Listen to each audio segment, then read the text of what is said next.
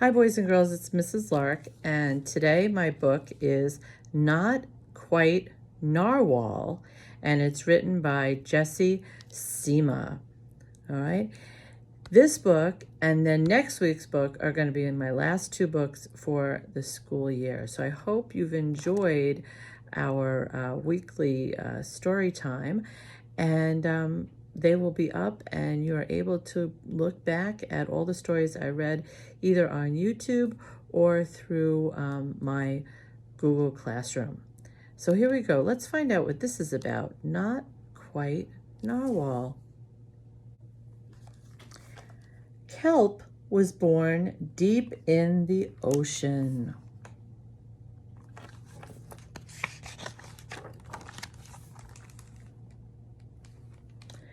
He knew early on that he was different from the other narwhals. His tusk wasn't as long as everyone else's. He had different tastes in food. And he wasn't a very good swimmer.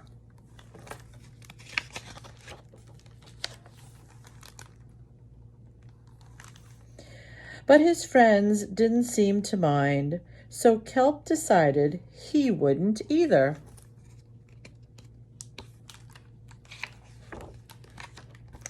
That is, until he was swept away by a strong current. I wish I were a better swimmer.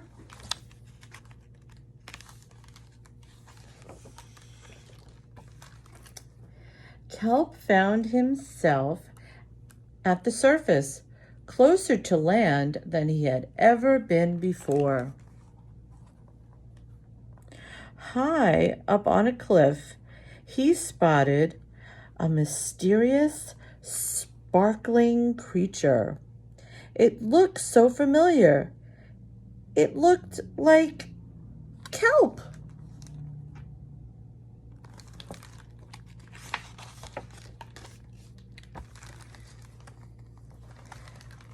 Kelp swam toward land as fast as he could, which wasn't very fast at all, hoping that he could catch up with the creature that looked just like him.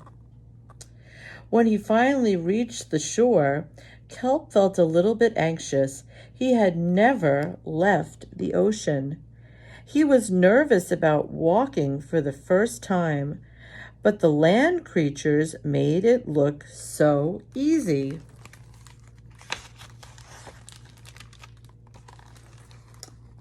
It wasn't. Eventually, he got the hang of it.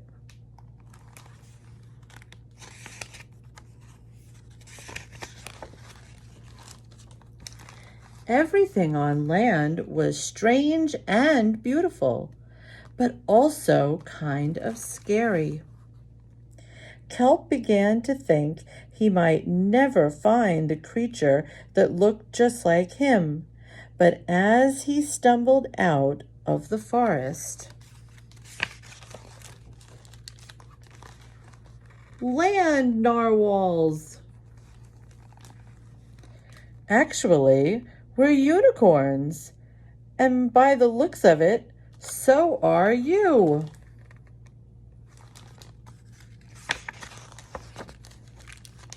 Kelp had never heard of unicorns before. They taught him all sorts of new things about his tusk. We call them horns. They introduced him to unicorn delicacies. And they showed him how to gallop. There was no doubt that Kelp was, in fact, a unicorn.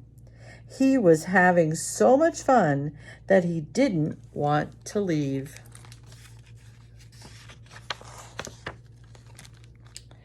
But then he remembered all of his friends under the sea.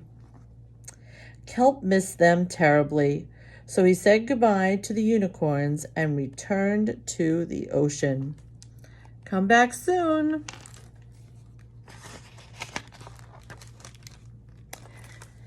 Kelp swam toward home as fast as he could, which wasn't very fast at all, hoping that the narwhals would still like him now that he was a unicorn.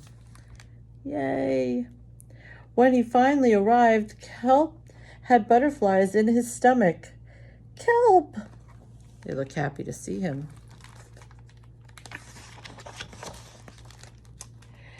Kelp took a deep breath and told his friends the news. It turns out I'm not a narwhal. Of course you aren't. I'm a unicorn. We all knew that. They took it quite well.